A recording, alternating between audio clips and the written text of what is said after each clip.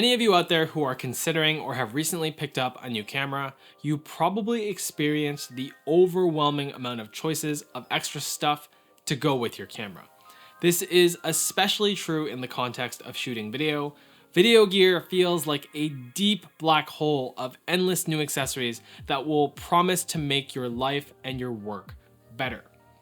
Today is going to be really fun because I'm going to show you the camera setup that started my career versus my current camera setup that I use now. My hope here is that by highlighting the many mistakes that I made when I was first starting out, I can save you some time and a lot of money. If nothing else, I think it'll be fun to explore how far the tech has come in over 12 years. And if you stick around towards the end of the video, my partner Sophie and I are going to compare shots from both cameras to see if she can tell the difference between the two. This video is sponsored by Comic Audio. More on them later. My very first camera was the Canon 60D. It's a DSLR with an 18 megapixel sensor that shoots 1080p video up to 30 FPS in 8-bit 420. It has a flip out screen, a feature that was rare among cameras back then, and it has a whopping 9 autofocus points and truly terrible autofocus in video. The 60D was not a bad camera for its time, and I'd argue it's still perfectly capable of taking good photos and videos today, as long as you're willing to accept the caveats, of which there are many. Back then, Canon had the benefit of being first to market with cameras that could deliver the shallow depth of field reserved mainly for expensive Hollywood film cameras and unattainable cinema lenses. But now you could use a stills camera and lower cost stills lenses for good looking video. The only problem was that the 60D, much like the revolutionary 5D Mark II before it, was still a photography camera by design.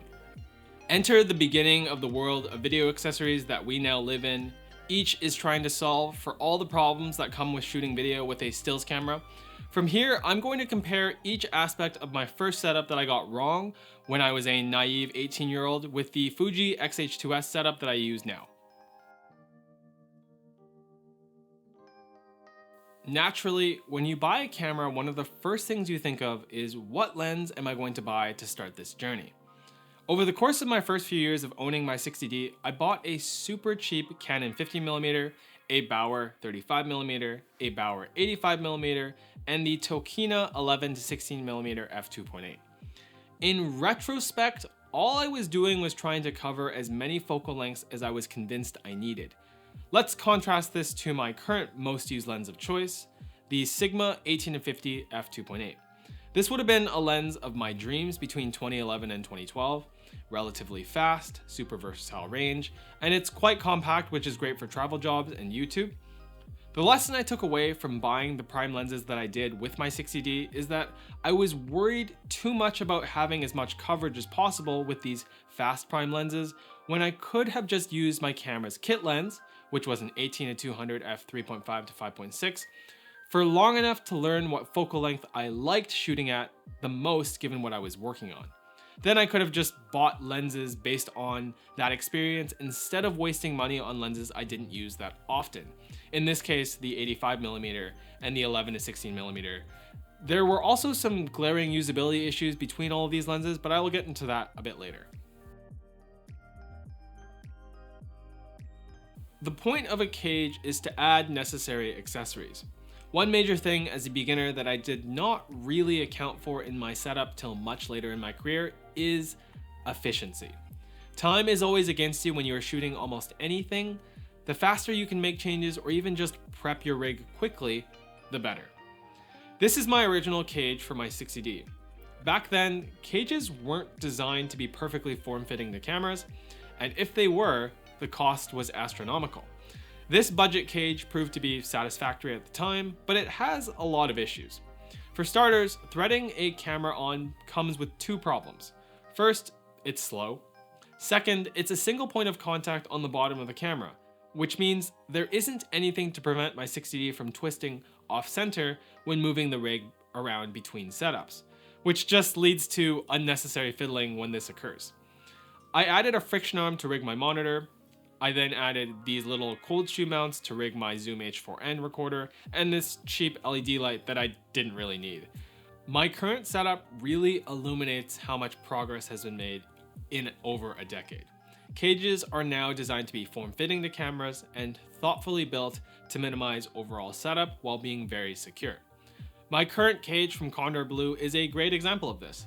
There are useful mounting points on every side of the camera, with RE locating pins on every side to prevent any twisting of mounted accessories. Every side of the cage is already machined with a NATO rail built in to hold on to things like a top handle or mount other things that are NATO compatible. You also have a cold shoe built into the left of the cage, so unlike my old setup, I have two basic necessities built in by default. Allen keys are nicely stored in the cage itself, so in a pinch, you always have tools available to adjust the rig at all times. The lesson I learned in retrospect with a good cage is that the fewer individual parts you have to add or buy yourself, the better.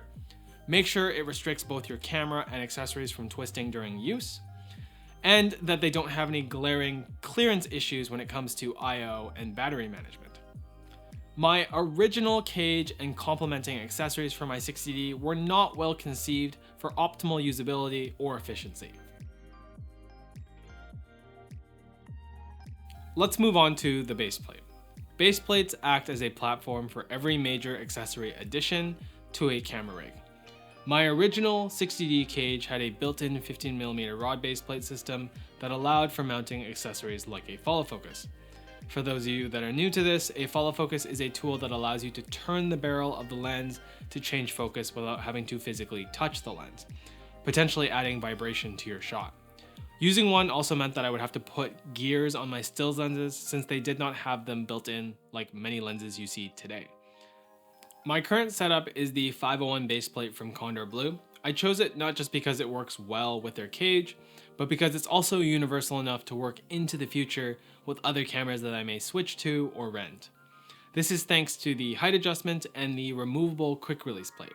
You have the option between two different standards of plate, the Arca and the 501 Manfrotto. Both are commonly used with mirrorless camera setups and smaller cameras like the Red Komodo. I'm using the Arca setup because I also use Arca style plates on all my support gear like tripods and anywhere else I would rig my camera.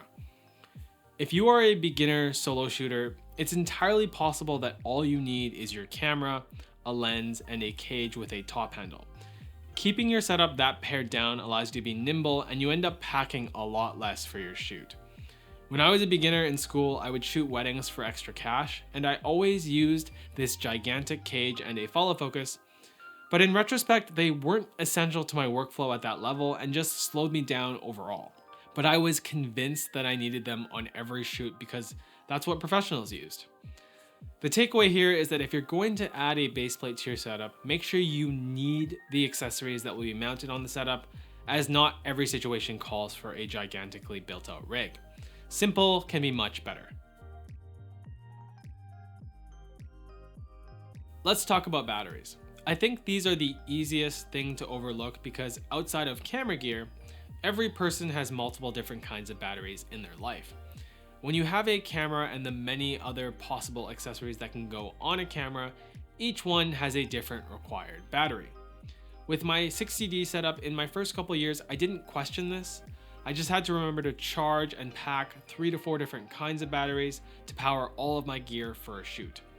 Back then, there wasn't an affordable solution to this problem. You just have to have enough batteries for every device to get you through a long shoot day. I am thankful now that my current setup has just one type of battery for my entire camera rig. I use this small rig V-mount plate along with their V-mount batteries. From there, I have a DTAP adapter cable or dummy battery for every device on my rig that needs power. This means one for my camera, my XH2-S, and one for the monitor I'm using typically. If more ports are needed, I can always add a DTAP splitter when a shoot calls for it. I think powering my camera this way is the single biggest time saver I've ever implemented because you only have one kind of battery to charge and bring, and once every device is prepped with the correct DTAP power out, you don't have to set them up again, save for a cable breaking. If you are currently using multiple batteries on your rig, I promise you it's worth the investment to get a single battery solution. This will easily cut over 3 to 6 items off your gear packing list. External monitors really aid in viewing your image in a more complete feeling way. The small displays on the back of cameras are fine for minimal setups, but as soon as you start building out a camera, a monitor starts to feel essential. With my old 60D setup, I made the mistake of buying a cheap monitor because I spent too much money on other parts of the rig. I ended up with this 7-inch Lilliput monitor that I think I only ever properly used on 2 projects because it just had awful image quality. Currently, I am between monitors. Blackmagic sent out a loaner of their 5-inch video assist monitor recently for me to test out, and I actually quite liked it overall. It's not just a monitor, but also a recorder. This means you can take an output from a camera like my XH2-S and record Blackmagic RAW, which in theory allows for a bit more color flexibility in post. As a monitor, the video assist image was good enough for my compositional needs, and it was daylight viewable when using it outside. I briefly tested the internal ProRes recording of my camera against the B-RAW and didn't find a meaningful benefit to the B-RAW for my personal needs. So when I finally order my own Blackmagic Video Assist, it'll just be used as a monitor most of the time. I sent the Video Assist monitor back to Blackmagic before finalizing this rig, so I borrowed this SmallHD 703 to test out with my setup as well. I like the SmallHD, but its 7 inches and expensive price tag make it a worse choice for me than the Blackmagic Video Assist. I personally prefer smaller monitors on cameras this size. If you can afford them, I can't argue with how good SmallHD's monitors are. They offer a robust lineup for anyone's needs, so it's easy to see why they're the industry standard. In order to mount monitors, I use a swivel mount on the end of my top handle. I also find myself using a magic arm with a quick release to easily reposition my monitor when it's in any position that isn't eye level. Monitors can easily be one of the biggest investments in a camera rig. I recommend getting a high quality one so that you don't have to buy something as expensive as this twice. There are a lot of factors that make a monitor high quality. A few key things to look out for are good color accuracy, daylight viewability, multiple ways of powering it, useful focus and exposure tools, and mounting points on all sides for easy rigging. Without a doubt, if you only own a camera and a lens, the only other accessory that you must own if you want to shoot video at any sort of intermediate or professional level, even without a cage, is an ND filter. Remember when I was telling you guys earlier about a glaring issue that I had with all those prime lenses that I bought? Well, with my old 60D setup, I bought all of those lenses and ran into a huge issue in my first year. They all had different sized filter threads. My solution ended up being that I bought a no-name single 77mm variable ND filter which fit on my Bauer 35mm, Tokina 11-16, and eventually later a Canon 7200 f2.8 that I also owned.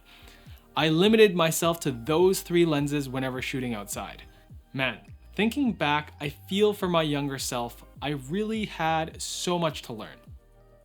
My current solution for ND filters comes in 2 options, depending on the lens type.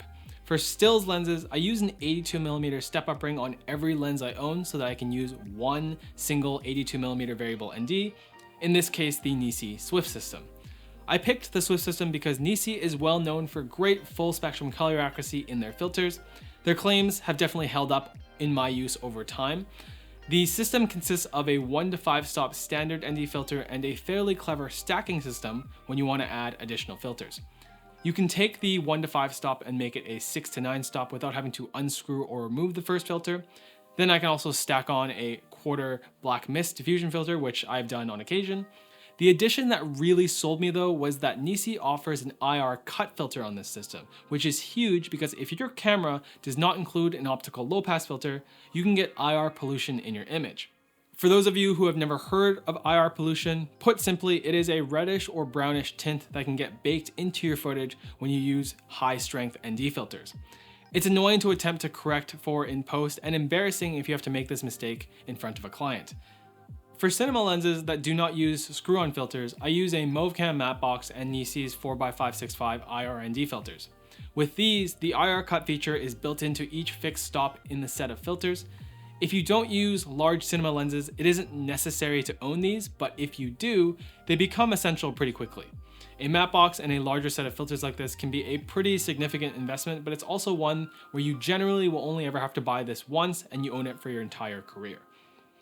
My main point when it comes to ND filters is don't buy a no-name brand like I did when I was starting out. Do your own research and pick a filter from a brand like Nisi that you can use basically forever. We have finally arrived at possibly the most overlooked part of anyone's production kit: audio equipment. Comica Audio did sponsor this video, but I said yes to this sponsorship only because I actually like what they have to offer.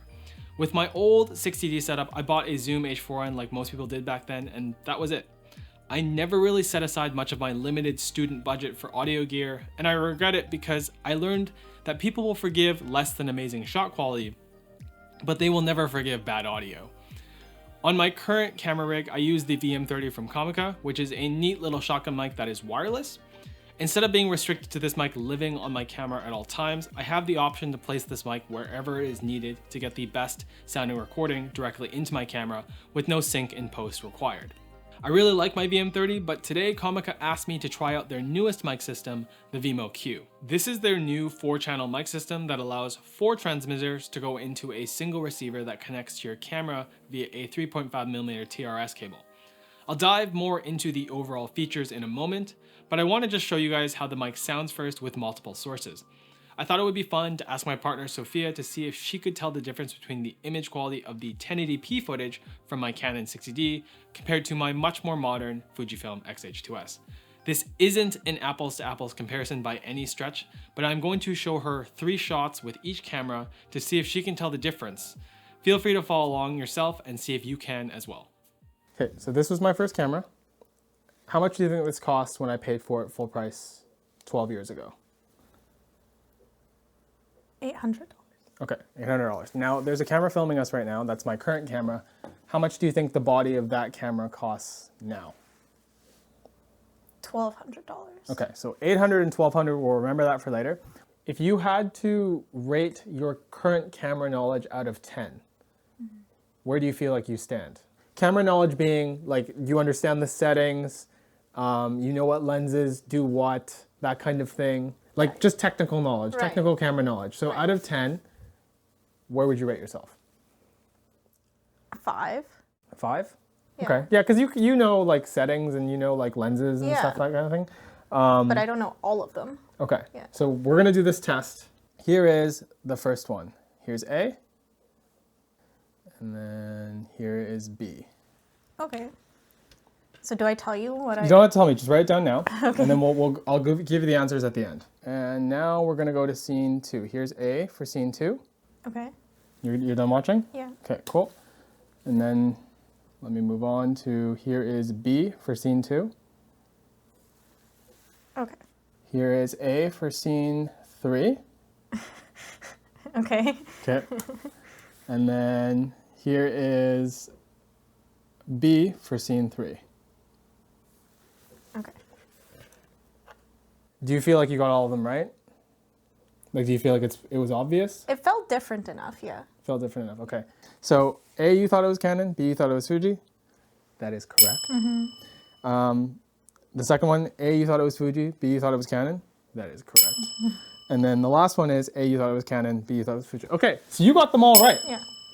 I'm actually impressed. I wasn't expecting that. It was a clear difference. What's the difference that you see? B is just, it's like putting on glasses. It's Right. so much clearer. Right. Yeah. It's just sharpness, or like, did you notice anything else? It's interesting because when they're side by side like that, I see the difference less. Maybe it's because it's smaller on the screen. Mm-hmm. But you can really tell in the mug, you can see like the condensation on this one, whereas this one is just a blur. Yeah. And I guess also in the reflection, this one just seems crisper. Mm-hmm. B is has so much more detail in his fur. Mm-hmm. It literally, like A is just more unpleasant to look at because B just feels so alive compared to A. Yeah. It's like you're looking at real life and then this one's like just fuzzy. Yeah, the fuzziness really turns me off. You can tell on his fur, the clearest difference is like in the dynamic range, whereas like it's not even a fair fight. Like this one is just recording way more information, way more color detail, way more dynamic range. Even in the same lighting, it's like usually in the same lighting, a lot of the times things look very similar. In this case, I feel like it was, to your eye, pretty obvious. Yeah. So this, when I bought it brand new, was about $800 USD. That camera, new right now, is $2,500 USD. So pretty significant. I mean, the feature set's very different. Like that one, It's double the price. it's double the price, but would you say that's double the quality, what you just saw? Yeah. Yeah. When you look at B in one of these scenes, or when you look at the Canon in this scene, does this look bad? Like if you didn't have the context of the other one, Right. like if you could just ignore that existing, does this look bad? No, it looks fine. Yeah. Yeah. It's just the comparison. So, yeah, so when you look at it side by side, I feel like obviously this is worse, but I think if you have good lighting and you're just showing something, you could still pass this as usable. Yeah, totally. Thank you for doing this. I'll let you guys be the judge of what you thought of the sound from that clip. Also, let me know if you answered correctly to all 3 shots from that segment. Now, besides having 4 channels that go into one receiver as a stereo mix, Comica received feedback from users that they want the option to record each channel individually. So Comica went ahead and added the ability to use a quad mode on the Vimo Q.